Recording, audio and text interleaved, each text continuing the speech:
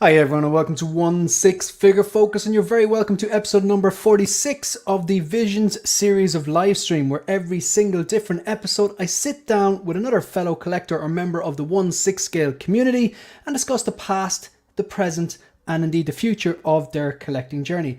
Now this next man needs no introduction, but I'm going to do my best to introduce him anyway. He's a member of the Geekin' Out crew. He's involved in the 6 Scale Survival Guide, which has like 4,200 members on Facebook. That's pretty amazing. You just telling me backstage. And of course, he is the Don Prime. How are you doing? Thank you very much for having me here. Did you notice, now I'm probably insulting your intelligence here now, but when I put up my story earlier on to promote the thumbnail and the link and stuff like that, I added a song which gives me the nostalgia kick every time I hear it. I'm guessing you know where that came from. What was it? Oh yeah, definitely. Yeah, The the Optimus Prime that scene from I know you're a big Transformers fan, Oh aren't yeah. you? And that original, I think it was like, I don't know, it was 1986 movie. I can't remember when it came out. The cartoon, the original G1 one, where Prime unfortunately falls. But just that scene where he comes down and the Decepticons are winning, and he just I think when that song kicks in and he drives and he blasts everyone out of place before he fights Megatron. Oh, absolutely. Yep. When he's bashing Yeah. the cone heads, like Ramjet and Dirge, and then he's just running through the Insecticons, and then going on the battle bridge, and then he just has his jetpack explodes out, and he just does the most epic American version of an anime cutscene ever. So exactly, and even when I watch that now, I still think it's badass. Like, it's just something about the G1 Transformers was, I don't know, maybe it's because I was a kid watching it, or I don't know, maybe because I always loved jets and stuff like that. The idea that a robot could transform, it's unique. Yeah, and a lot of it has to do is there was obviously the first 2 seasons, the animation style matches very much with the movie as well, because the same studio was involved in that. So basically when they were producing episode 1 of season 1, they were also working on season 2 and the movie all at the same time. So that's why you only see Devastator as a combiner in the movie, because when they again were working on the movie script, he was the only planned one that they had at the time. So that's why you never saw the aerial bots, the Stunticons, or anybody, any other Gestalt from season 1 or 2. Mm-hmm. That's really interesting. That probably what gives it that cohesiveness or cohesion. Because after season 3, it was sent off to a different animation studio for for production cost reasons. So there was a decrease in animation quality, and then season 4 is basically Rebirth, which is just the Headmasters. But I don't know if you know this though. In Japan, the continuity is different than it is in. I don't know how it would be portrayed in Europe, but at least in America, the continuity is very different after season 2. Oh, right. Yeah, because in Japan, Transformers the movie wasn't released until 1989. Ah, I see. So for season 3, for season 3 of G1 and Transformers in Japan, it was like Transformers 2010. Oh, right. So they completely changed that. Damn. That is a quarter scale Dark Knight. I don't use stands. Well, actually, that one was on a stand. That was unique. Well, that just happened, Don. Wow. It's in. No, that's okay.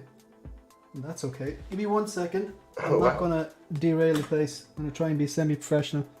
No, it's fine. Just the head popped up. It's my. Oh, damn. No. We got to make sure Bruce is okay. It's fine. You know what, Don? The way I see it now is, if it's broke now, it's broken in an hour when we're finished. Like, don't worry about it. Look, I'm guaranteed people are going to be watching this replay getting a good kick out of it. That is weird, because it's one of the few figures I actually use a stand for. And I had noticed the ankles were bad, but I was using the stand and the cross grabber and everything. So, right, I need to go back to that one. Anyway, moving on. Yep. So, but then again, it's just stuff. To finish that off. So in Japan, they actually Headmasters was its own series. Then there was different variations. There's Zone, there's Victory, and they're all within the G1 continuity, but it's the Japanese continuity of G1. Whereas, the closest thing we had was, I don't know if you saw it in Europe, where it was Generation 2, where it was the giant Optimus Prime puppet, where it had the little kid like Tommy. And they actually made like a giant puppet and maquette head, and the kid would actually sit in like Optimus Prime's hand, and then Optimus Prime would speak like C-3PO would, but tales of the G1, but it was cut up episodes. Right. Doesn't that's not ringing a bell now, to be honest. Like I do remember, like obviously G1 headmasters. Is that the right term? Headmasters. Yeah, headmasters. The heads could transform. Yeah, absolutely. Yeah. In America, they were like a sub brand of the Toys or a sub character group, but in Japan, they actually had a series called Headmasters, where Rodimus Prime, was given command of just the Headmasters. Gotcha. All right, that makes sense. And would you be like, say, I'm assuming you've seen all the is the Michael Bay movies and stuff like that? Yeah, the Bayformers, and then. And are you big fan of them, or where would your heart lie? I'm obviously like I'm a G1er, but also at the same time, like the first Transformers movie is pretty good. I think for me personally, out of all the Bayverse movies, is third one, Dark of the Moon, because that relies very heavily on G1 episodes as plot treatments. One of them was called Masquerade, where basically the Decepticons frame the Autobots, and then the Autobots are forced to leave Earth. So that was basically like a plot point they stole right from the cartoon. But as time went on, it was getting to the point like, oh, we're going to bring in Unicron because we have no further ideas. But at least with, this new reboot, they're kind of working in like a coherent structure, and it seems more G1 based. Mm-hmm. Gotcha. Okay, so they're tying back to G1. And are when you say like now, is this the rebranding you talking about? Are you talking about Bumblebee and the new Beast? Is it Beast Wars? Yeah, Rise of the Beasts. Yeah, Rise of the Beast. I haven't seen that one. I have seen Bumblebee, and I loved it specifically for that opening. Okay, so I won't do any spoilers, but it seems like Hasbro is dusting off a plan they've been working on for a long time, for probably at least 10, 11 years. They want to do a shared universe. So right. In the early 2010s, they had had the Hub. It was that like a Cartoon Network knockoff, but it was specifically for Hasbro. So they had like Transformers Prime, they had the G.I. Joe, they had other elements. And so what they wanted to do is they wanted to basically experiment and do a shared universe. And obviously they had the tie-in comics. They had, like a central command authority that would, be in charge of all the different IPs that work together. So that's what they're basically trying to do now. I see. Okay.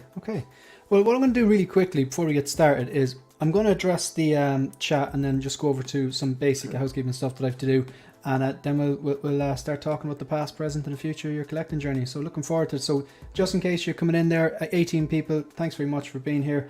We're here with Don Prime from the Geeking Out crew. And it's his episode 46, his episode of Visions, which he's kindly decided to come and spend some of his time here with us. So really do appreciate that. So we got Tragedy Tales. Shout out to Tragedy Tales, channel member. Much appreciated. We got Toy Mafia. We got Payden23, channel member. Thanks very much for being here. We got Maxim M, Talia Meyer, all the way from Germany. We got Mike, channel member and friend as well. Well, in fairness, a lot of people's friend. I'm saying the only reason I didn't say Tragedy Tales is a friend because I'd never met him in person. But he did get his War Machine that I sent him over the last week there. William Owens, channel member. Thank you very much for being here. Evil Sneaker. I was just listening to Evil Sneaker on the replay on Collectors Joey's Copper Drop. Thank you very much for being here. Geeking Out, they're saying, Talia's saying the Kings of Long Streams. I think you definitely have that title anyway. Shiny is here. Probably referring to, look, in fairness, the quarter scale Dark Knight was posed from the Hong Kong heist scene. He can't help jumping up buildings, Don. That's what it is. Toy Mafia is giving I presume that's some form of empathy or embarrassment maybe. Talia Meyer as well. The Sky is Falling. Peter Triple G, thanks very much for being here. Peter is due on an episode of Visions as well. Collector Joy was just talking about you. Hello there, two Irish lads with the County Clare descendant, Dom Prime. Welcome home, Ireland. Good stuff, brilliant. You're getting the shout outs there and the Irish welcomes. So we got Phil as well, channel member. Hello, Commanders, Troopers, Chat, Dom Prime, Soups in the building. Good stuff. How's it working out for you? I sold my Just League soups to fill Empire Strikes. So let's see if I can get this slides going just really quickly.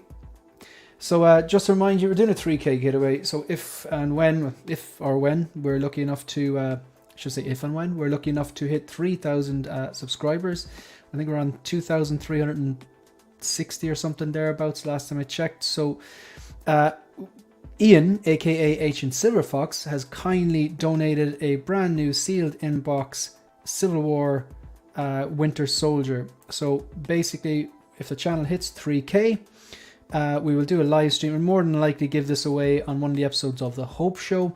And you'll have to be subscribed, you'll have to be live in that chat, and we'll just ask a question. And the first person quickest off the mark who gets that question right, this will be shipped to you. And Ian has actually said he'll pay shipping as well. Customs, if you get stung with them, that's on you. But yeah, free Civil War Winter Soldier, and it's a pretty damn good figure from what I understand. We've got shout out to the members, troopers and commanders. First of all, troopers, Lancelot, Nerd Corner, thank you very much for supporting the channel. Neilarific, Mugwump, Stephen Rinks, Mike, who's in the billing as well, Payden23, Chuli, and Bendu Windu, Ryan Smith, and the Commanders, Tragedy Tales, who's in the building. 6-Scale Gallery, it's Alan, X-Man Supreme, 12-inch Moose Stream, Philip the Fool, Keith, the 6-Scale Padawan, Mark Mitchell, William Owens, Brandon Salad, Empire Strikes Again, who's in the building as well. Collecting Weekly, Boba Fettuccini, few new reviews, Besman Luke, spoiler alert, I love it. Peaky Blinders, Big Chief Studios. It's kind of I literally did this review, and then a week later we got the bad news that they were gone. But I really like these figures. Not the best figures, but I like the show. I like the figures. Cad Bane, again, spoiler alert, love it as well. Just news, kind of last week's news, a bit dated now. There's about 7 different pieces of news between updates, releases, and announcements, including that quarter scale numbers Mark III. The Mark IV. Mark III. The quarter scale, both the Mark IV and the Golden Mark III as well. I I recorded and uploaded that video the day that they announced the quarter scale Golden Mark III, the one that's limited to 300. And then my thoughts on the newly released Black Panther and the Dewback, which I gotta admit, hands in the air, I was so wrong about this. I thought that was going to end up in purgatory, and I'm so happy that I was wrong, because a lot of people are delighted with this, and we're pretty much ready to go. So Don, I'm going to ask you a few leading questions. They're just thought stimulators. You don't have to answer all of them. Just pick one or two of them and run with it. All right. Basically, we want to know, and I definitely want to know, and I'm sure the people in the chat are here to find out, when did this all start for you? As in, what was your first 6-scale figure? Was it a hot toy? Was it a third party? Was it some other type of figure? Who did you order from? How did you find out? Was it a friend? Was there something on? Was it a filter bubbles on the algorithm or something? What were you collecting at the time? And you can even go back further, and you can go back to the very, very root of your collecting if you want to go back to the childhood nostalgia, whatever direction you want to take it in. You talk and we'll listen. Alrighty, so as far as getting into 6-scale, so just fast forward, I'm out of the Army, so I'm back in college, finishing up. So at that point, I'm getting back into Transformers, more so the retail stuff you get at Walmart, Toys R Us, when they were still actually relevant, before you could get a lot of stuff online. You have to physically get there to Toys R Us to get it. And then I went to, different websites, fan groups, and one of them was called TFW 2005, which I'm still a member of. So, and as I grew, going from the retail stuff and then getting into the masterpiece stuff, which is the higher end stuff. And then once I got the higher end Transformers, it cost a little bit of more money. Now, granted, there weren't third party companies, back then for 6-scale or even Transformers. So you basically, you kind of had to deal with what you had, but there were some figures that were impressive. So, and then I started looking at action figures, but at the time, Black Series is what it was today. So if I'm going for collecting, I wanted to go, for articulated figures to the best of my money's worth. So I'm looking at one of my friends on that website. He actually had a spare OG Mark V from Iron Man 2 from like 2010, 2011. So that was my first Hot Toy ever.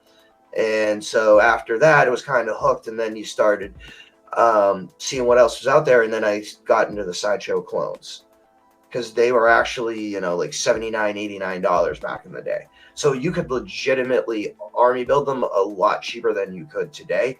But they were knocking out like Commander Wolf. They had Rex. They had the ARC Troopers. They had, every variant that you could have. So I started getting those. And then at that time, Hot Toys starts bumping up their production on Star Wars stuff. So thankfully, I have a lot of the original trilogy figures from Hot Toys. Tarkin, Vader, Sand Trooper, Snow Trooper from ESB. But, I mean, basically it all just started from collecting Transformers. The jealousy there now with the Snow Trooper and the Sand Trooper. Yeah. It's just I don't mean to cut you off, but the that dewback, do you have an interest in that dewback and that Sand Trooper Sergeant? Oh, the Sand Trooper Sergeant's already ordered. It's just at this point, I don't know when I'm going to order the dewback because I'm also tempting on the HasLab Ghost because I'm a huge Rebels fan. Right. I see. Yeah, cool. Yeah, sorry to interrupt you. Continue. No, it's cool. It's just one of those things. It's like, what's a bigger priority right now? Man, you're speaking to the choir. Yeah. Go on. Well, continue on. For me, I honestly think the Sand Trooper Sergeant alone is going to go waitlist a hell of a lot faster than people are thinking because not a lot of people have the space for a 31-inch animal. Never mind a vehicle. It's a 31-inch animal. But it also, when you put the figure on, it's going to be about 18, 19 inches in height as well. Mm-hmm. So the dimensions did, like when I was doing my kind of like pre-order preview, like reaction video to it yesterday, and I like to get some of I read some of the things. I like to get the details, like, because a lot of times it's the first time I'm seeing him, so it's like the real reaction. And I just looked at the dimensions and I was like, it's okay, we're metric here obviously, so 80 centimeters, that's like 2.7 feet. You know what I mean? That, like, just like you said, it's huge. Like, this thing is I'd say it's gonna dwarf that Blurg. It'll eat the Blurg, yeah, absolutely. Yeah, probably. That's definitely. I mean, it's bigger than the Tumbler. And you think about it, it probably would be within 75 to 80% of what an actual N1 would be. When you take a, with the overall just dimensions, because think of the Sand Trooper sitting on the dewback and all the volume and space. The N1 is apparently 6 foot though, like from its longest dimension, which is from front to tip. Yeah. Now, I've actually seen and 6 scale N1. It was at a comic shop in Georgia when I was down with Nate and C&B, and it's one thing to think in your mind what an N1 would look like, but when you actually see something that's probably within 90% scale of what an actual one would be, it's literally like you would need to display it like on your bed, like for length, and almost 3/4 of the mattress for the wingspan, for the engines. I mean, it is a commitment. Something of that size, you do not realize how big that is actually until you physically see it in hand, or you see, someone actually scaling it with other things. I don't think they're actually gonna. I know this has been talked about to death, but like, this is on kind of like when I mentioned the dewback there, like hands in the air. I was on live stream saying I just think this is going to go into purgatory, like, and that's the way I felt, and I still feel about that. Like a lot of the things they did show, but maybe this changes things, maybe it doesn't. But for the N1, like I am Team Mario. I don't think it's going to be put up for pre-order, but at the same time, I want to be wrong. I want to see it. I want to see how much it costs. I want to see how many they're going to make. I want to see the streams and the buzz. I mean, at this point, though, I'm going to be honest. I know. Sorry, Nate. I think at this point, it's more than likely not going to happen because there was more negative reception to season 3 than I think Disney and Lucasfilm were prepared to accept. And that's why we've only seen Moff Gideon, in Dark Trooper 3.0 suit. We haven't seen, because I do think eventually we will, like Mr. Mom said, we will see a die-cast armored Mandalorian. But I mean, we haven't seen the the new guards, the Super Troopers wearing the white Beskar armor. That we've seen the previews of the new Praetorian guards. But if this was season 2, those all would have been on pre-order by now.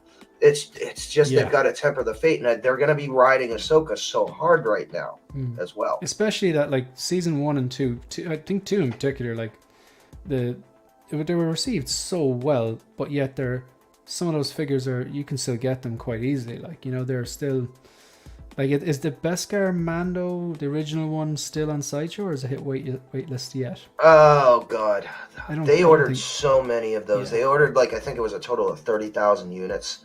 Between the 2 SKUs, and they're still sitting on them. But that's, I think, one of Hot Toys' biggest issues was they released too many too soon. Yeah, that could be it.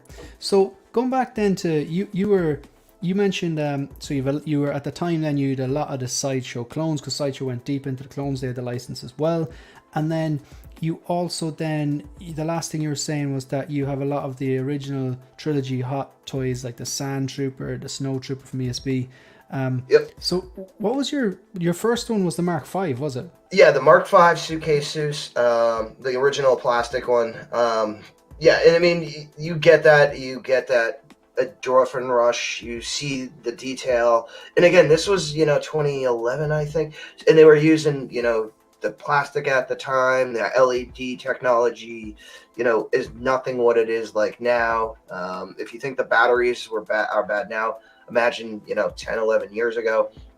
But still, it captured you, because you literally have a film representative suit in a 1/6 scale, and it's part of the attraction to me was this is something you can't go to like Toys R Us to get. You can't go to Walmart. It's like you have to actively go out and search these figures.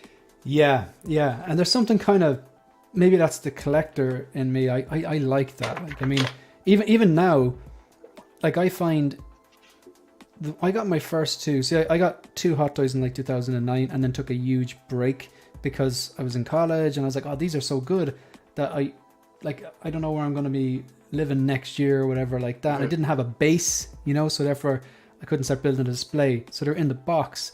So I was like, right, this is something I'm going to come back to when I have more money and more space, basically. And then like by the time I actually re-engaged in 2017, I was like, oh, Sideshow, this is so convenient, because before I had to hunt them down on eBay. I think 2009 might have been pre-Sideshow, or maybe I just didn't know about Sideshow.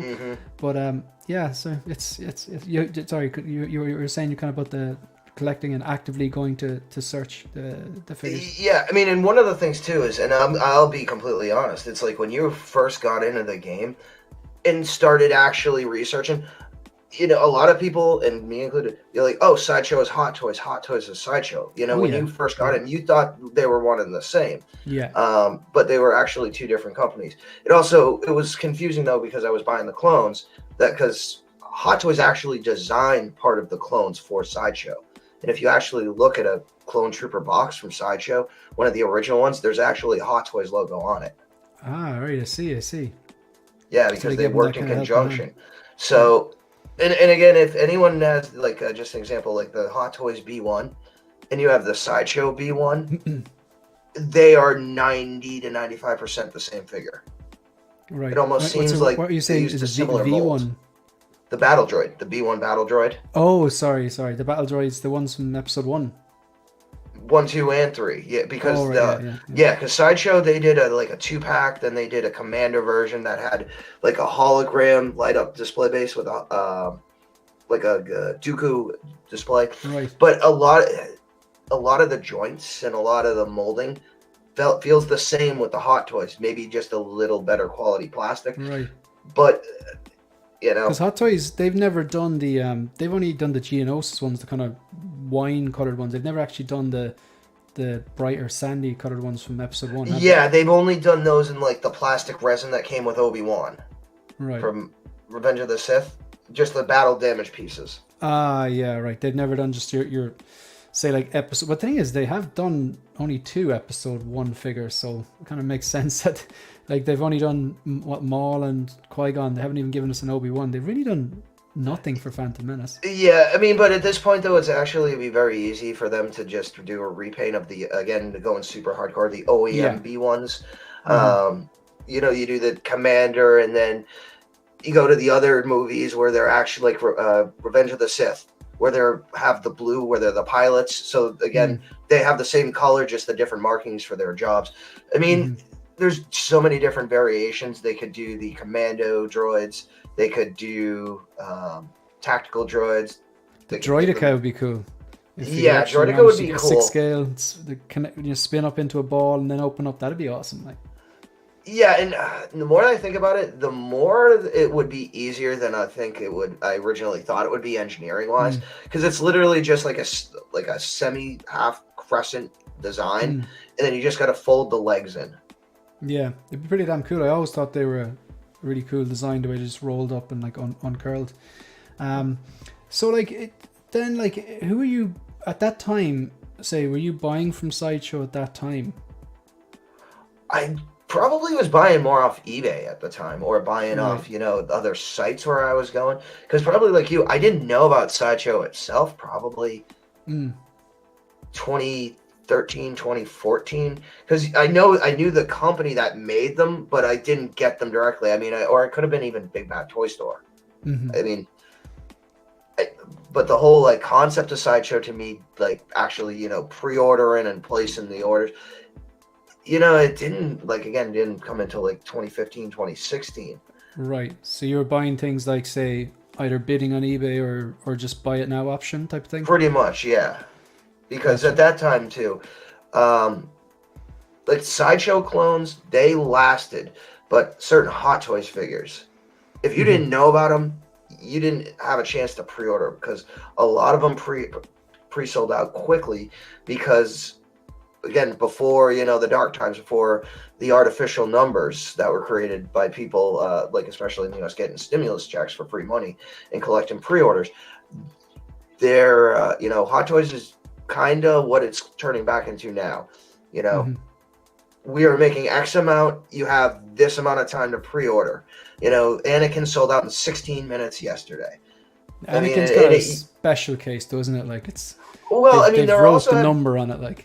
True, but there have also been other figures from different franchises that sold out pretty quick. Like the Batman from Hot Toys Suicide Squad, the one with the rebreather. He's in it for like 2 seconds. That actually, I believe, sold out in, I think, an hour or an hour and a half. Right. Because that was a Toy Fair exclusive. So, but it was back in those days. If for certain figures, if you didn't know about it or know where to order them, you either didn't get it or you had to get it through eBay. Gotcha, yeah. All right, so I'm going to ask 5 of these focus questions during the course of the live stream. The first one, really, really simple. I feel a bit stupid asking it because you're a collector. So the first part of it, do you have any pre-orders? I'm guessing you do have some pre-orders. Oh, yes, I have pre-orders. I did 3 in the last couple of days. Brilliant. So that's obviously the easy part of the question. The harder part, and you can take a bit of time like this, I can address the chat or something like that. If right now you could have any 3 of your pre-orders just magically materialize, snap into existence, you skip the queue, the 3 boxes arrive there at your door right now, what would the 3 be? And again, you could not, don't be limited to 3. You can give 5 as well if you want, but. Oh, okay, wow. All right, so I'm going to go for number 3. I'm going to go Hot Toys Bane from Dark Knight Rises. You're speaking my language. Number 2 would be Mace Windu, because I want to see that USB light up function work, and I've already pre-wired my display for it. Number 1, I want my RoboCop. The RoboCop 3, yeah? Yeah, well... Yeah. I know it's labeled as the RoboCop 3 because they obviously had to do that for the licensing, but it's the same exact. Same. Yeah, facial sculpt. Like the jetpacks look pretty damn cool.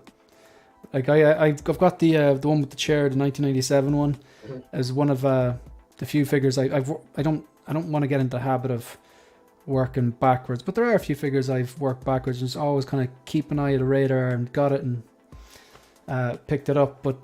If that didn't happen, I would have been looking for that RoboCop 3 because I just like the color tone in it. It is pretty much like the movie poster from, I think, RoboCop 2, and the that jetpack. The jetpack, like, whether you like the movie or not, and I know it's definitely the weakest out of the three, but the jetpack's pretty damn cool.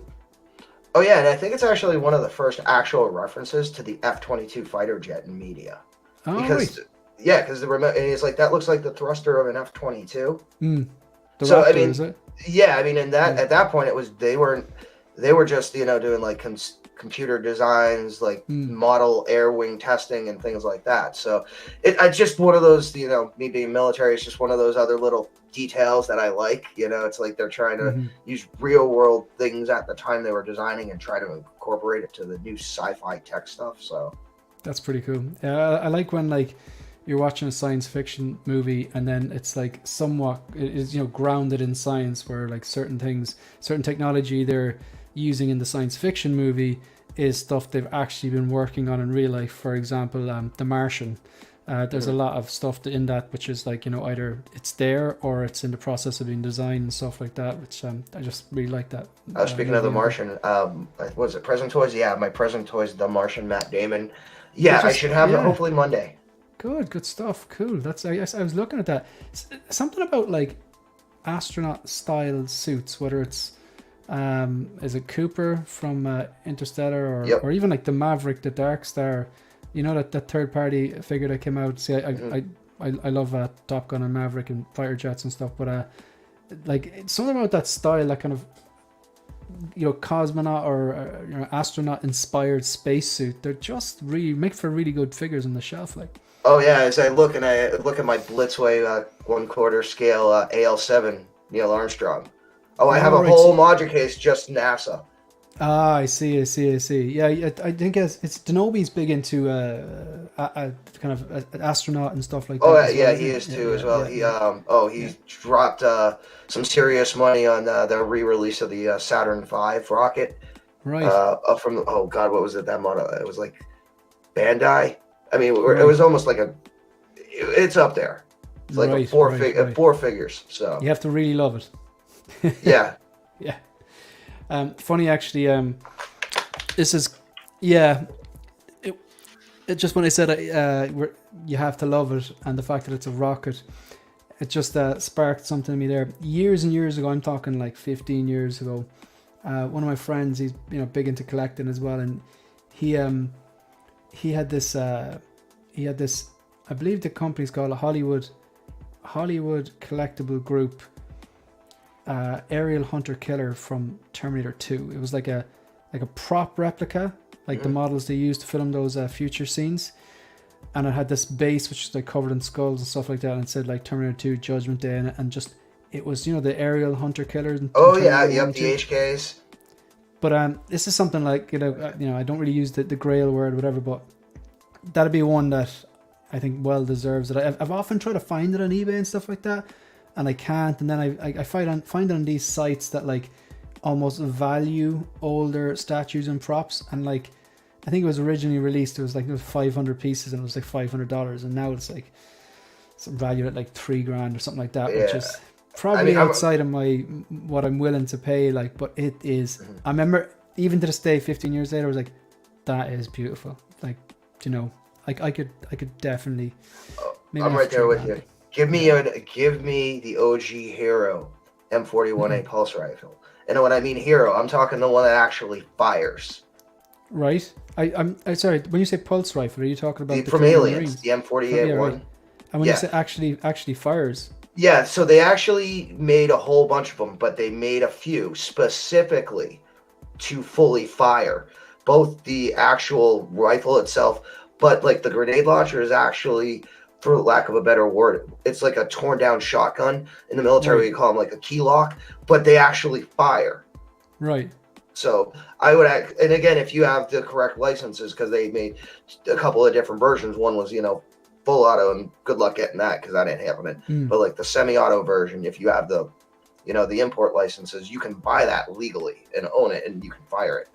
And it's an actual gun, like. Yeah. And because in order to fire blanks, it has to fire live. But what they did is they actually used like Sterling submachine guns as the base.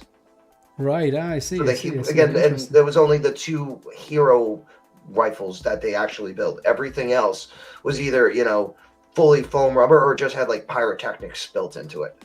Right, and that's actually kind of how this conversation, how this episode came about, because obviously I was in Dublin Comic Con this day last week and got to meet what I would consider icons. Robert Patrick and Linda Hamilton and Michael Biehn, and then you commented on the photo and we were having a chat and whatever, and you have that autographed photo of him as Lang from The Mandalorian, don't you? Yep. I've got it custom, framed with the Michael Biehn, and he's walking right next to Jin, and it's all signed and inscripted. So, yeah, and yes, Cooper, thank you. It was off the Thompson, not the Sterling. I got my franchises mixed up. The 11 is the Sterling. I see. They're keeping you honest. I'll address the chat really quickly here. So we got Lewis the Bits says, great question. Just so you said Mace Windu, and who's the first one? I think the first one. No, so number 3 would be Cad Bane. Cad Bane. Oh, you don't have Cad Bane? No, I'm not Cad Bane. Not the Cad Bane. Bane.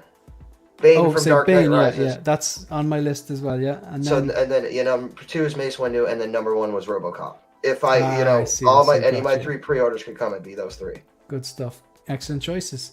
So Empire Strike says that Cad Bane is fire, Shane. Yeah, it's just a bit ironic there that I tend not to use stands, and then the one figure I think there's maybe 3 figures I use stands for, but that's the one that took a dive. But yeah, the joke was like of course I use stands, but he's actually standing on a Remnant Trooper. I think I put a short up. I put a short up on YouTube during the week, but very very impressed by that Cad Bane figure. Did you pick up Cad Bane? I originally was going to pre-order it, but then it's the whole Book of Boba Fett thing. I watched it. Left, yeah. I mean, there are great parts to it, but 90% of the great parts are The Mandalorian, not Boba Fett. And that's not Tamara Morrison's fault. That's the writing. That's the writing.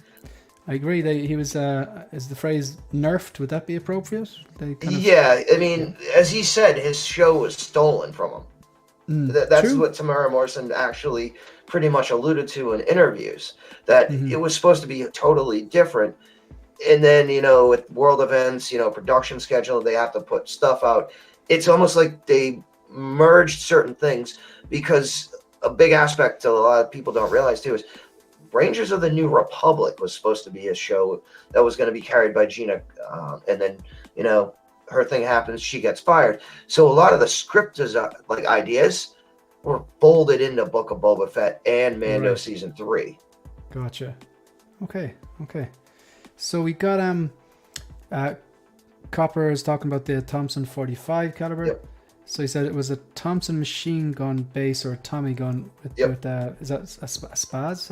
Well, the Spaz shotgun. Okay, you've seen Jurassic Park, right? Yeah, a lot. Yeah, well, I've seen it loads of times, but I haven't watched it in years. Okay, well, you know how he has the shotgun where it has the specific stock that folds over, and then he goes, "Clever girl." That's a Spaz. Right, it's a very specific shotgun. They look great, but as far as functional, they're overpriced pieces of potential junk. Right. Okay. They're Hollywood famous, not potential performance famous. All right. So maybe they look cool, but they're not that practical. Parts are very hard to get because they don't make them anymore. They haven't in a while. I see. Gotcha. So we're going to move on to the next section. Unless there's you touched on 6 scale and stuff like that, but were you collecting anything before you were collecting 6 scale? As a kid, did you collect things? Oh, Transformers, G.I. Joe, baseball cards. I remember, collecting Marvel cards back in the mid 80s. You're trying to get stuff. You pull a hologram card, and then that. I remember all sorts of that stuff growing up. Because I was a child. I was at that point where I was born in '81, but I was young enough to catch the start of the Transformers. But then it's went in my comic book phase. But actually, read the run with Black Suit Spider-Man in the '80s, because I remember going to my comic book store, after my dad takes me to get a haircut, and then it's sometimes we're buying Black Spider-Man. A couple of years later, we're walking in, and it's you're buying the Death of Superman just not the comic. You bought like the whole sleeve pack where it was you had the comic book, you had the poster, you had the black Superman armband. So I mean, I remember collecting pretty much anything under the sun that I liked as a kid. So cool, good stuff. So you were a collector basically from a very young age, really, and definitely you were collecting other things before 6 scale. Oh yeah, I mean when I was a kid, where we lived, I was only like a 5-minute walk to this little complex, and so you had an arcade, and there was a like a baseball card shop, but the baseball card shop also in conjunction with the arcade had batting cages. So right. It's like so it's like if you're bored, you walk down, you do one of the things. So it's like you're paying a couple of bucks for a pack of cards, or you're going in and you're getting the Beckett book to see how much. Back before Beckett was online, you actually had to buy the book every month to look at the different values. Right. And they had remember they started looking at prices, for the entertainment cards, as they were called, the Marvel cards, the comic cards, even Star Wars cards at that time. So. Right. So they're just collectible cards, like. Yeah, I mean, and that's kind of like that in between point, where you're not really looking to get necessarily toys. You're just trying to look for that hit, so to say, right. as a kid. Right. I get you. So I think TC and Chris Leddy from the 6 Scale Scavengers, I think they're into these cards. I think they're called art cards. It has like the cards with a kind of a print on them, like artist cards from different characters. You can get them from like Ahsoka or Vader. Oh, they're called sketch cards, I believe. Sketch cards, yeah. And again, I just got recently in the last month got back into card collecting and Star Wars stuff. But yeah, like I actually pulled a sketch card, and what they are literally 1-to-1. They are the only card made for that. Yeah, so if like. Doesn't matter how many, say like, because Topps has the license, they produce, say, X number of packs, and each pack, goes to either retail or hobby box. That sketch is 1-to-1, and it's signed by the actual artist. Some of those can go for thousands of dollars. That's amazing, because I suppose just the scarcity, really, isn't it? Like, yeah, because I mean, I've probably opened 1,000 packs in the past month, and I actually pulled one last week. Packs, wow. Across different lines, but yeah, and it's literally it's a sketch like a card, but on the back it says, "Hey, congratulations, you got this 1-to-1 card." But then the artist actually signs it on the back, so there's actual provenance to it really as well. Cool. Yeah, it's a nice touch as well. That kind of, especially like I wouldn't be like I don't really say like if you take the Artisan Joker or the Anakin or whatever. It's kind of a moot point because I don't collect prequels and I have the in-art Joker, so I'm happy enough. But like the kind of something's limited, it doesn't pull me towards it, but it is a nice touch. If something's 1-to-1, that is pretty damn amazing. Like, there's no other in the world that's just yours. That's pretty cool. Yeah, I mean, and it's part of the the thing with collecting is and you're not getting it to show off. You're getting it to just say, I have this piece. I have this unique item that no one else has. I mean, and that's different between, showing off. Absolutely, because there's going to be stuff that other people have that nobody else in the world does. And so that's, again, part of the thing with collecting is we understand that, but we can also appreciate it when someone else has something we think is cool, but that's the only one ever. Yeah, because again, as collectors, we also have to be realistic. We're working on two different economies. We're working on, our normal 9-to-5. We work, we pay our bills, we do that. But then we also have our figures. Some of us will flip figures to buy new figures, or if we need space, we're clearing out the old to get use the new. Your collection to exactly. Yeah, so I do it myself. Yeah. Yeah. So you're self-funding with a secondary economy without having to dip into your normal life. I mean, once you're at a certain point, either money spent or figures obtained, you kind of have currency now that you can use without dipping into your own money. And so I think that's, also one of the things is it's like you get something that's 1-to-1. Someone might like it more than you and they'd be willing to pay for it. But then again, you can go and start looking for more stuff to display. No, I mean, it's absolutely, yeah.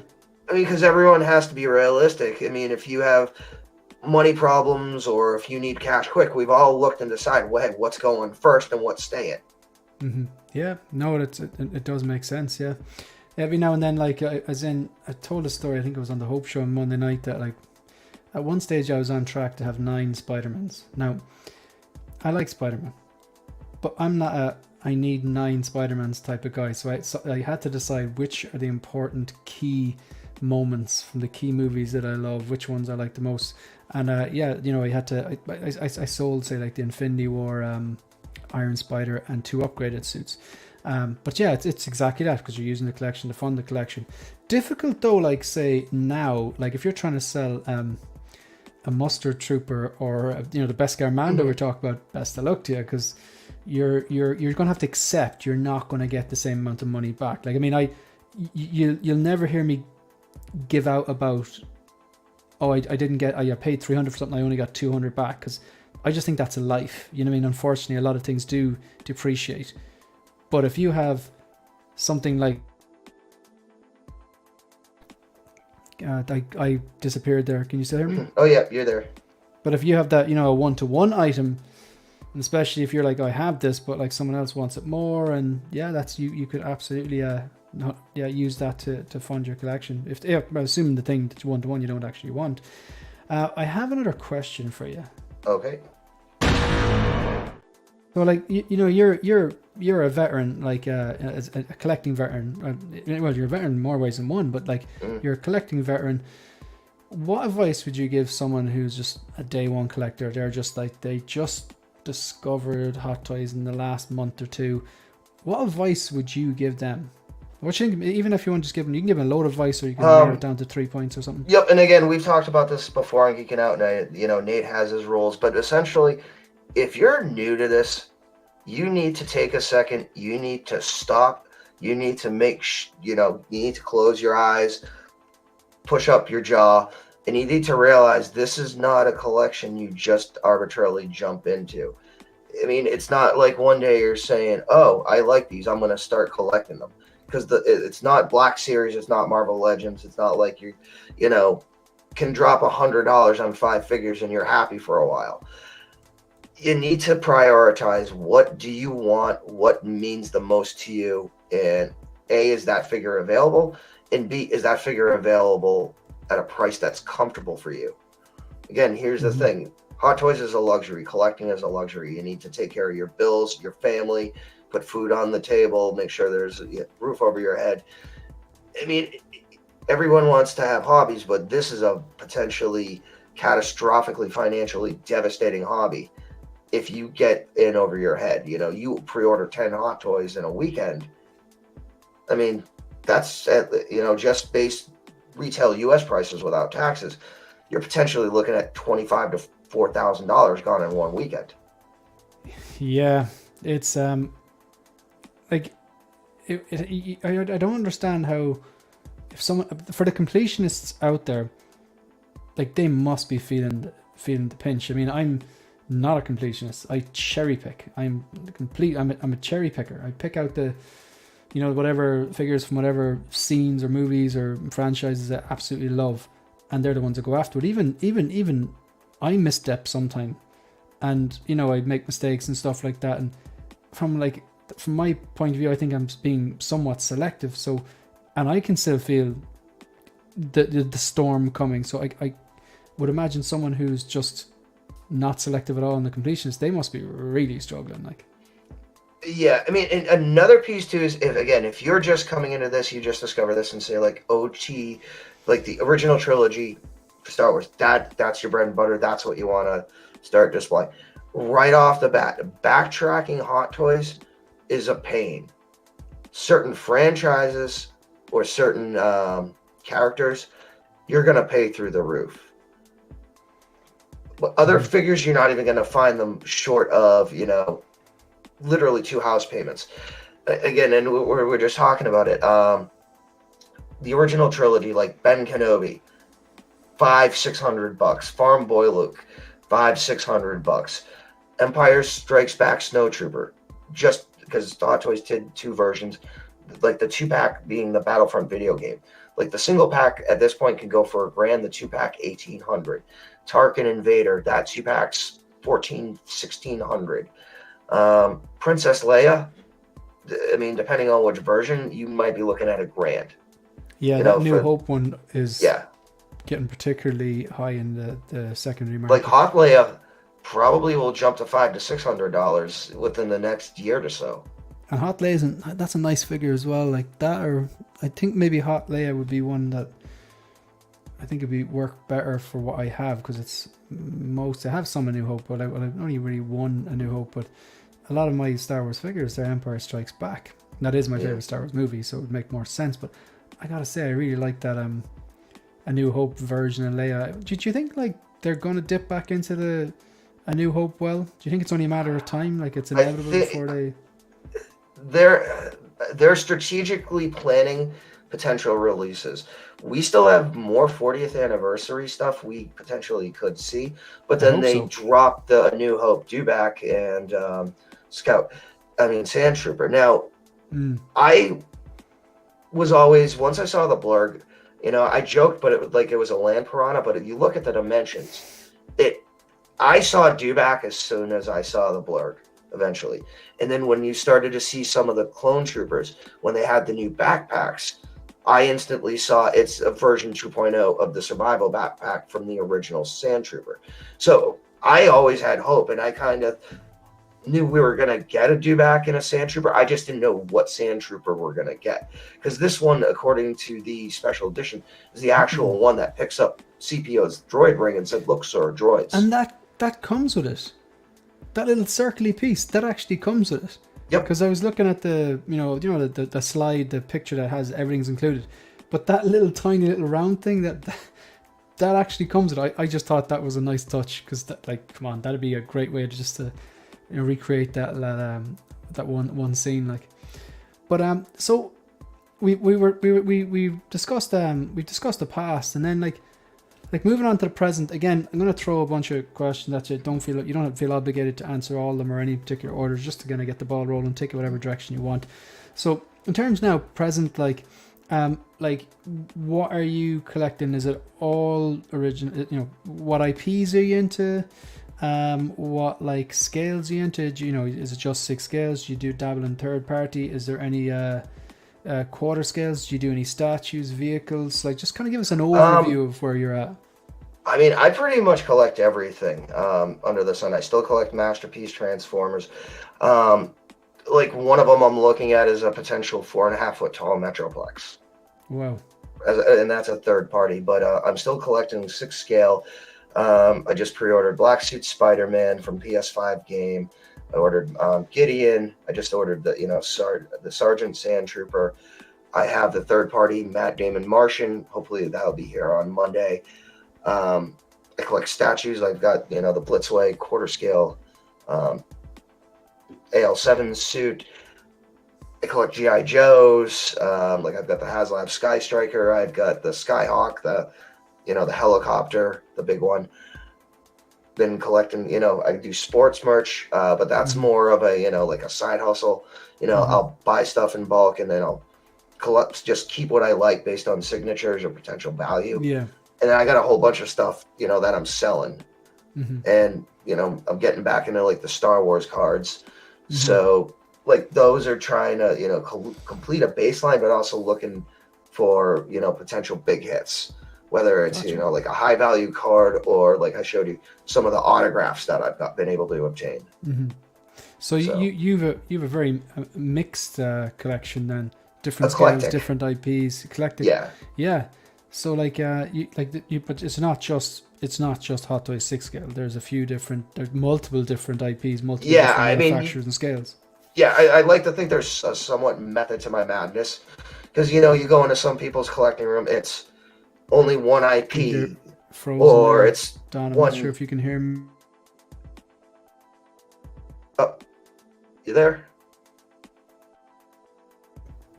You're back. You're back now. You're back. Sorry, yep. Did we both disappeared on my screen? Did I just freeze? Worries. Yeah, a little bit, but you're good now. So like I was saying, I hope there's a method to my madness, because you go into some people's collection room, it's all just Star Wars, but it's Legos to promotional items to Hot Toys to life-size, busts and full-size statues. But then you have people, it's just Hot Toys, no matter what the character is, it's just Hot Toys. Mine is basically, I collect what I like. Because for me, and like something we always preach is, you're collecting for yourself. You don't owe anything to anyone, and you don't have to explain anything to anyone. So, I mean, 100%. Just collect 100%. What you want. Yeah. I'm going to clip and gift that. No one pays your bills. No one decides what you should and shouldn't buy. Like, yeah. This Payton coming in with this question is a good one. I wonder if the Sand Trooper with the orange pauldron is coming that was in the pictures. I'm going to say yes. What do you think? That may have been the original, because that looked like blogger photos. And again, I'm saying that because I'm looking at the original Sand Trooper right now when I turn my head, and that pauldron is very different than the new ones. That's an original pauldron. So that's almost like the leather pauldron, but there's no seams or separations in the pauldron. It's the full color pauldron and then just the border. Whereas again, like the new ones, unless it's the Death Trooper, but it's just one solid piece of fabric with the border. There's no serrations in it. Right, no like separations in it? Exactly. There's no like the Mustard Trooper you were talking about. You look at his pauldron, you know how there's a part, but then you can see seams and stitching. Yeah. Sand Trooper doesn't have that. Ah, I see. So the original one is just like one piece. It's just one flat surface. Gotcha. Beskar is saying he doesn't think so. Come on. Don't give up the hope, Beskar. Collection. I put it out there. I mean, nothing wrong with put it out there in the ether and hoping it comes true. I'm sure Beskar won't be complaining if he's wrong on that, though. It's like me and the N1. Like, I don't think it's happening, but I want to be wrong. So presently then, let's just two other kind of pieces of the present that I'd like to touch on. Like, are you okay for time? Oh, absolutely. Brilliant. Okay. So two things, take them in any order you want. So who's your like current retailer, or do you have many different retailers? And the second thing is, how do you currently display your collection? Are they module cases you have behind you? Transformers are in module case. Wow. And the other one right here where I've got cards and quarter scale Iron Man, that's IKEA. And then this where I got the sports stuff and the helmets, like the Star Wars and the Iron Man helmets, that's two pieces of IKEA stuff I custom built. I see. Like there's a bracket I had to custom build in the back, so I have like the Besta rusting on it, but it overlapped, so I had to build a bracket to hold the base.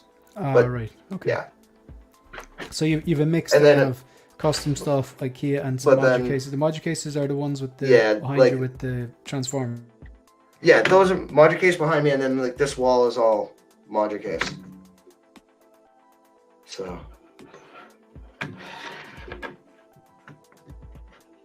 Oh, did we lose him again?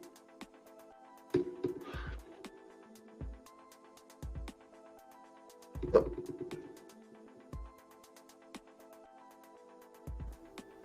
I'm back. Okay. Sorry, it's my You're going to the world between worlds. Yeah, exactly.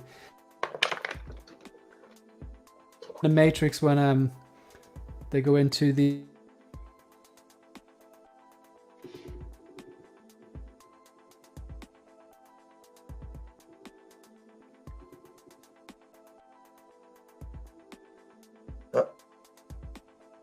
He froze again. Simulation theory.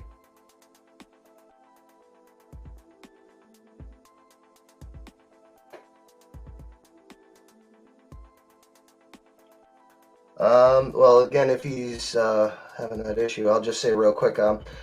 I do recommend module case if you're willing to wait to get them at this point, and if you have the funds. If you have the technical know-how, and there you go. Yeah, I'm back again. I don't know. My internet has dropped like 2 or 3 times today. I apologize. Sorry, I was just asking you about your display, and you've a mixture of module cases, customs, and stuff that So you've actually adjusted or customized some IKEA stuff yourself. You're saying as well. Yeah, exactly. I wanted one-offs So again, this is, with the quarter scale Iron Man. That's just the standard IKEA display. Didn't need to do it. It was cheap. And as I was just saying, now that's a perfect size for them. They seem to fit like nice and snug in there. Exactly. Yeah, it was a perfect size. And then with the helmets and the sports stuff. But like I've had Module cases, oh God, since 2018. I think I was among the first U.S. orders. So as I was saying, now the thing with Module case, at least at this point, is if you're willing to wait the time, and you have, like, say, you want a whole giant wall filled, and you're willing to pay for it, yeah, that's great. But you also have to remember, you got to put these things together by hand when they come in. Mm-hmm. Now, if you've got the technical know-how, again, like look at some of like Mr. Mom's videos, he's built his own Module cases using like muscle racks, and then getting acrylic material to build like the shell, like the walls and the shelves and the fronts. I mean, at this point, there are enough people who have done it for video where you can make your own. It all depends on what you want. If you're building one or two, that's fine. But if, again, you want to fill a wall, you might need to do Module Case, because they have pre-made systems, where it's different versions of a series like DF120 or Max, where it'll fit that wall to a T. So you don't have to worry about dimensions and spacing. But then again, it get all about buying them, putting down a 50% down payment, and maybe not seeing them for 18 months. Yeah. So it's a long, you have to have, I think if someone buys, like I can't rule out that I'll go Module Case down the line, but I know if I went Module Case, there would be aspects of the DTOF that I would miss. And if I then don't go Module Case, then I have to limit my space and just accept that. You know what I mean? Like, I'm really happy with the way I have things displayed, and over the summer especially, I've got a collection tour video coming in the next few weeks, but you'll see I put a lot of effort into, say, like wiring up my CCFLs and fusion reactors and stuff like that, and I have it nice the way I have it now. But I can't rule out in the future that maybe I go to Module Case route. And I do like the idea of you can just like email them going, this is the the dimensions of the wall I have. I want something that will have house 6 scale figures, quarter scales. Yeah, I mean, they have options where you can talk to Brian, and I know him. He's the owner. They'll design custom setup based on your dimensions, but then they also have like the sets where you have 10 to 15 potential cases that's gonna fit say a wall that's 7 feet long by 9 feet tall, if that's what you want to do. Gotcha. The what company makes the space figures, Don? He said okay, he misspelled your name, and So the statue is Blitzway. That's the AL7 suit, and then the Buzz Aldrin, that's Damn Toys. And again, they're all officially licensed. Excellent stuff. Have you watched any of? I started watching For All Mankind. Oh, yep, I know. Yep, I love that. The alternate history stuff. Man, I was recommended. Have you heard? Ancient Silver Fox. He's in all the chats, like Ian, the Scottish guy. He recommended that show to me. Myself and my girlfriend watched like 4 episodes, and now it's like, a lot of nights we're like, yeah, we'll sit down and watch a movie, but I just know tonight we're like, or we could watch 4 episodes of that. It's so good. All right, so good. Where are you right now? I've only watched 4 episodes. So at the moment, they've launched Molly Cobb on the Apollo 15, and Joel Kinnaman's character is Ed, and I can't remember the third astronaut, but they've just launched. Really intriguing. I'm really enjoying it.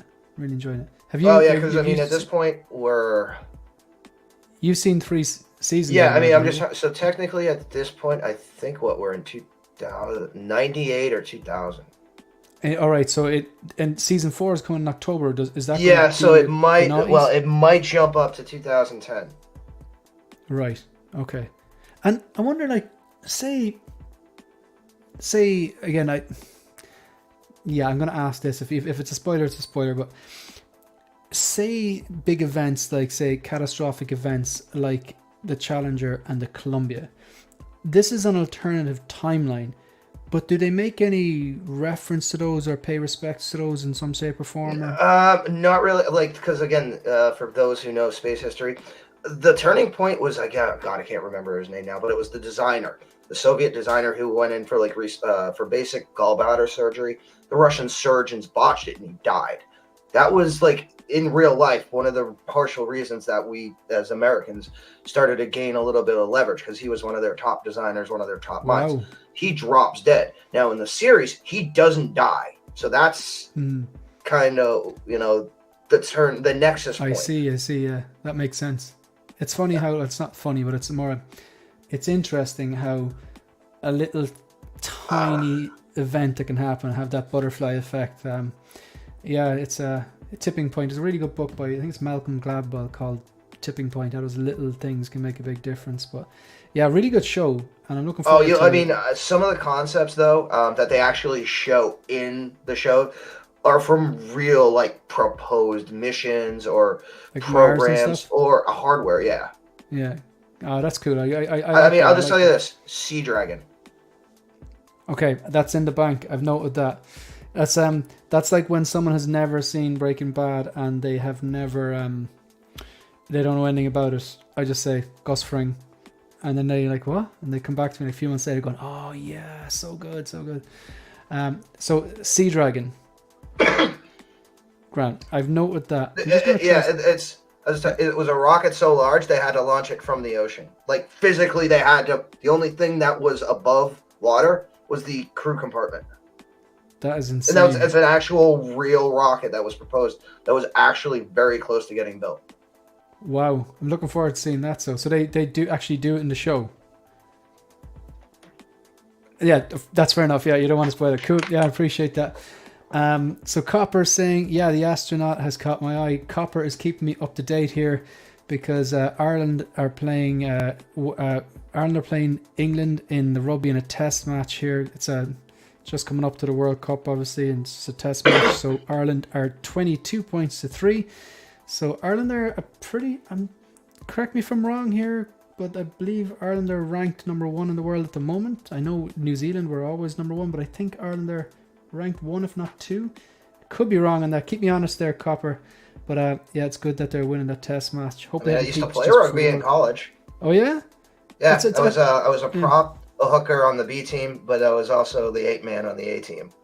Oh, good stuff. So you played over in the States, like? Yeah, believe me, I played U.S. college rugby. I didn't play real rugby.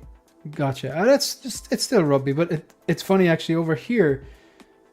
Like, obviously, like, American football is a real niche thing. Like, there are people who are like really into it and stuff like that, but they do actually have, like, university teams, and it is a thing. It's not anywhere as big as, say, our own national sports or soccer or rugby. But yeah, it's things probably the reverse over there. American football is huge, and then rugby is like a niche thing. Would that be a fair statement?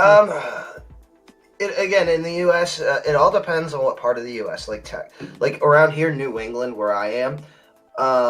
Hockey's like bigger than football.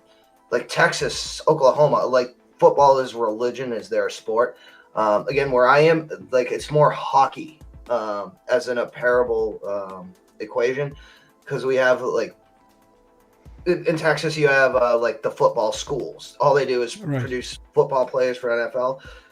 Out here in, like, New England, we have, like, Boston College, BU, Northeastern, UNH, big name schools, UMaine, and it's the only thing, like, that puts a lot of money into the schools is hockey. Right. Whereas, like, Texas colleges, like, football funds everything else. For up here, hockey funds everything else for the most part. That's ice hockey, yeah. Yeah.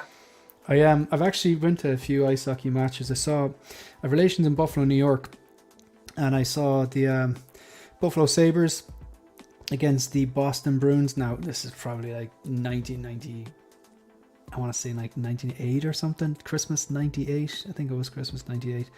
And then I've been to New York City twice, and each time I just have to go see a hockey match. So I've seen the Rangers against, I think it was actually Rangers against the Bruins as well, and then maybe Rangers against the Sabres possibly, or maybe do the Pittsburgh Penguins, are they a thing? Did I just make that up? No, Penguins are our team. Mario Lemieux, Jaromir Jagr. They've won the cup multiple times. Yeah. Gotcha. Because like it's in. I'm not like I'm as fair weather as fair weather. It's just like I just find it so entertaining. Just even being in Madison Square Garden or any of those like hockey arenas, just watching people like just the game is so fast. It's just quality entertainment. I just want to So William Owens said, I met 11 of the 12 astronauts that walked the moon. That is pretty damn cool. This guy has serious taste. Because anytime I mention a band that I'm big into, whatever, he's like, oh yeah, I saw them live. And it's like, whether it's Tool or, I don't know, Queens of the Stone Age, or I'm going to give you one out of left field, Costa. Shellac. You ever heard of a band called Shellac? I think Costa, I think Costa actually will know them. Copper said Ireland are ranked number 1. At least they were after the Six Nations. I think I remember hearing that, yeah. But look, hopefully they don't peak too early. England got a try, which brings it to 22. No, they have 22. I presume if they convert that, 22-10. Try Ireland. Okay, just erase that. Forget about that. So yeah, we've discussed the past and the present. Unless there's anything you want to add to the present, I got another question for you. Go ahead. Okay, so like obviously, you know, Geeking Out there is well established in the YouTube scene, the community. Like, what advice? Okay, I'm gonna rephrase that. You're sitting at home and you turn on your TV and you want to catch some streams, and obviously because of people you're subscribed to, the algorithm kicks in and bang, new YouTuber appears. What is the difference between you just skipping on or going, actually, this is quite interesting, I might watch another video, actually, I'm going to subscribe? Like, what makes you subscribe to a 1/6 scale content creator or YouTuber? Or you can give the opposite. You can say what makes you go, no, I'm not subscribing to that. I'll just say, I mean, I'm not here to ruffle feathers, you know. Just oh no, that's not the definitely no. That's definitely not. I mean, honestly, it's just being real, you know, just giving your real opinion, trying to relate to the everyday person. Because I mean, how you come off, how relatable you are to the everyman, that has a big impression on whether or not you're going to have people view your videos. Because we're dealing with a subject that it's very niche right off the bat. And not only is it niche, it's very expensive at this point. Yeah. So you don't want to come off as like snobby or elitist. You kind of want to be that. You want to be that gateway. You know, you might not be able to get this figure, but you think it's cool. But you still want to see it. You still want to enjoy it. You want to see the positives that are brought out by that person that's, you know, watching it. You want to have a good time, you know, because you're investing your time if you're watching a video potentially before you're going to invest your money into a figure. So you want the same quality. You want to have a good feeling. You want to know what you're putting in, you're going to get back out on the back end. Just being relatable, just being open to people, and being able to, you know, take constructive criticism or even debate. Because, I mean, that's something I think a lot of people have lost it, you know, touch with, is that there's nothing wrong with actual debate, you know, intelligent, free-form debate. You have an idea, I have an idea, we might disagree, but if we can sit down or at least, you know, converse in a rational way, saying, hey, this is my point, this is why I think this, you know, why I think that agree. It's just like we should be able to sit here and you should be like, obviously an easy example, like I'm a massive Dark Knight fan, but we should be able to sit here and for you to go, I just think that was awful, like, cause and for me to go, that's okay, you know what I mean, that's the way I would see it, as in like, no, that's fine. Do you know the kind of a way, or me you to be like mad at something and go, no, I'm not a fan of that, and just get on with it, like.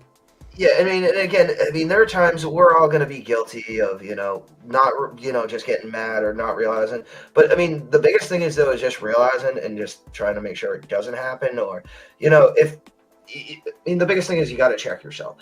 And you're on social media, you're going to be exposed to a lot of negativity. And I'll be flat out honest, I purged, you know, some of like on Facebook, like the pages I was going to, because I was, you know, after so many years, you with so many different pages, so many different groups. I mean, you literally just sometimes for your mental health, you've got to cut down on stuff. By cutting down on stuff, you're cutting down on not necessarily interactions, but just the negative crap that you don't need. Like because keep coming back to it. This is supposed to be an escape. This is a hobby, and like Nate always says, if you're not having fun, what's the point? Yeah, no, that is 100% right. Yeah, exactly. If it's a pressure thing, and this is kind of your hobby, which is a lot of people, this is their third place. I read a book before about like everyone should have a third place. You mean you have your family life, you have your work life. You need a third place. Maybe it's music or the gym or travel or whatever, exercise or collecting, whatever. It has to be that kind of a sense of enjoyment and kind of like a escapism, whatever you want to call it. And everything you just said, yeah, completely agree with you. That's a great answer. Thank you. Best guy also agrees with you because he's given facts with the exclamation mark. He's like Mike Fela, who always used the exclamation marks. So we've done the past, the present, and this is the tricky one, but sometimes it can be the most fun one. Some people just love this question, and other people are kind of like, I'm not really sure. But we're going on to the future, and I'm just going to ask a few warm-up questions. I ask everyone the same warm-up questions. So the first question is, still see yourself collecting in 5 years' time? I don't see myself ever stopping. You've answered 2 and 3. Exactly. Well, and that's funny though, because unfortunately, like my dad and my mom, they know my collection. Like my dad, he's an electromechanical engineer. He's, basically like the Geordie LaForge of trades. So like he's seen my stuff. He understands. And like I told him, I might be 98% done with certain things, but I'm still not done. Because I gotcha. I mean, how can you say it by saying you're gonna stop collecting? That also, it's kind of like, okay, you're giving yourself an expiration date to stop having fun, if that makes sense. Yeah, I suppose it ties back to what Nate was saying. If you're not having fun, like what's the point? So exactly. I mean, I could be collecting Hot Toys in 5 years. I could be collecting something completely different in 2 years. I don't know. We don't know, potentially what's going to come out, what, new products. Again, things change in people's lives, so their perspectives change. They might start dipping into old collecting habits. They might start to look for new stuff. I mean, that's the thing is, all I can say is I'm probably never going to stop collecting. What I'm going to collect versus what I'm not going to collect in 5 years, I don't know. I mean, that's as truthful an answer as I can give you. I hope that, and again, this is just a subjective. I'm not, saying anything. Like, here's hoping Hot Toys is still around in 5 years. Yeah, we saw what happened to Big Chief Studios. I know they're exactly completely different beasts, but yeah, it happened. So like, do you, like this next question then, like, if you already have your ideal collection room, then that's fine. But like, are you working towards like your ideal collection room, display room, man cave, whatever you want to call it, or do you have it already, or what ideas do you have in your mind to expand your display, if any? Oh yeah, I mean, this has been a long discussion, over at Geeking Out, especially in our internal chats. I'm probably going to end up finishing my basement. Right. And so I'll probably be able to double or triple my actual collection space. Again, this is just like a spare second bedroom. Wow. So when I move, potentially do the downstairs, I'll like do my basement like half and half. I'll finish it up to like a certain point, and then everything back of that is, like the mechanical maintenance where I've got my furnace, washer and dryer, all the access points. But basically, I'll just make my basement into like not just like an office, but I'll put like a projector up and, put a wall screen up so that I can put all the different module cases like cornered around the room, things like that. I already have a plan. It's just, especially after, the pandemic, building materials, contractors, it's just everything's. Yeah, I mean, like in 2019, I could have finished my basement for probably $800. Go to Home Depot and buy there's an actual kit, you can get. Now, granted, I have to change some things, maybe redo the stairs. So literally I could get out of it for like $1,400. Now that same kit is $2,300. Yeah. It's I think everyone's feeling the pinch, no matter where you live, whether it's the price of fuel at the pump or eggs, bread, rent, everything. It's building materials, like you said. People I think companies are trying to recoup losses, and of course they've got their own overheads that they've got to pay. So it's a vicious circle. So then, I'm gonna just finish up with one final question. I asked you. Do you know what question's coming? I ask everyone this question at the end, but nope. Okay, this is kind of it's actually kind of fun when people don't know the question. So right, so the final kind of question that I have for you, just for fun. I want to know what your 3 fire figures are. Now, not the way like the cool hip kids say it. I want to say if, God forbid, touch wood, that your house is on fire. And I know it's a ridiculous question. I hope this never happens to anyone. Oh, it has. It has actually in my apartment prior to me moving. This has literally happened to me. Now, granted, at the time, I didn't have a biggest collection, but this has actually happened to me in real life. Did you grab some figures? Yeah, I absolutely did. This is the first person on the show who it actually has happened to. Okay, well, what did you grab? At the time, I grabbed Masterpiece Soundwave from Transformers, Masterpiece Optimus Prime. Yeah. And I can't remember what the third one, but it was another Masterpiece Transformer, and it was just simply because that DTOF at the time was closest to the door as I was going out. So I'm just grabbing these 3 things. Mm-hmm. But I was in an apartment, and the person in the bottom to the left of us, long story short, they caused a grease fire, and their apartment went up, but thankfully the firewall actually worked. Right. But no, I literally alarms going off, smoke's coming up. I'm literally grabbing figures, running out my apartment door. And was it at night or was it during the day? It was dinner time. That is scary. And was there any damage done to your apartment or? My apartment, no, but theirs was a total loss.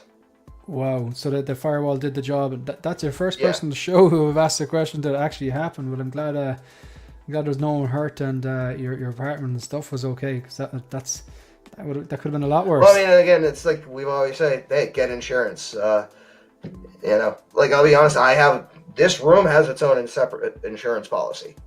You've collected insurance. I think I heard you talk about that before. Yes, I do. Yep. So everything in here is insured, and it's not insured at what I bought. It's insured at current market value. So it goes up. So then the premium, I presume if you're trying to insure something for the current market value, is the premium and you pay an insurance a bit more expensive then for that kind of? Every insurance company has different parameters.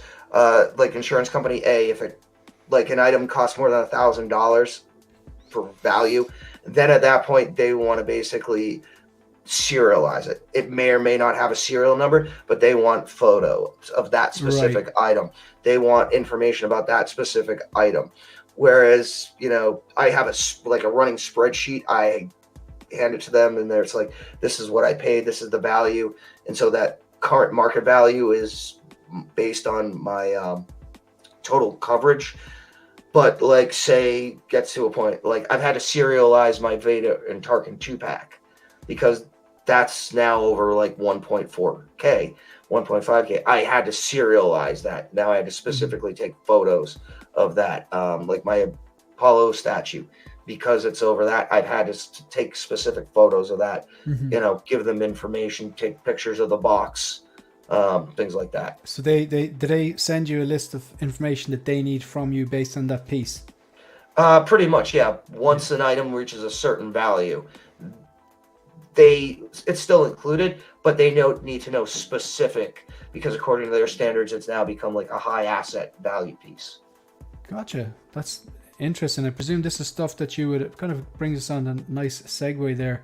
I presume people could learn a bit more about this insurance on 6 Scale Survival Guide. Would that be? Yep. And I mean, again, geeking out, we have I did a video, 18 months to maybe 2 years ago, where, breaks down the different types of insurance. Like we were saying, you can get a policy that pays you what you paid for it and nothing more, or you can get a policy that pays current market value. Interesting. Again, it's just like a house. It's just like a car. You got to do your own research, and you got to find what's applicable for you. I mean, there's different companies in the U.S. I'm going to assume, some homeowners companies, they'll write a rider specifically for collections. Because, folks, if you own a house, you think this stuff's going to be covered under a standard homeowners policy. It's not. That's just the unfortunate thing is, especially like 6-scale figures, Masterpiece Transformer statues, they're not going to be covered under your homeowner's insurance because they're not standard items. Yeah, no, that makes perfect sense. Don, thank you very much for taking time out of your day to come on and chat with me and engage the chat as well. It's been an absolute pleasure, and I'm assuming people who are watching either live or on the replay will get some great I suppose I'll enjoy it and get some great tips and stuff on. So, do you want to just plug anything like before we finish up? Yep, just I'm on Instagram, the Don Prime. Check out 6-Scale Survival Guide on Facebook. Again, it's just a bunch of us from Geeking Out. We're trying to give everyone the best chance to be alerted for when items are going pre-order, when the potential things are going to be blue screened. We try to help everyone out, especially with like the Anakin and the Joker. When we got any information on, when supposedly the pre-orders would go live or the queue would go live before the pre-queue, we put that information up. Yeah, we just try to save people money. We try to give people deals. Again, we allow buying and selling on the group, but we just watch and want good people there. Just come there, be part of a community, and enjoy what you love.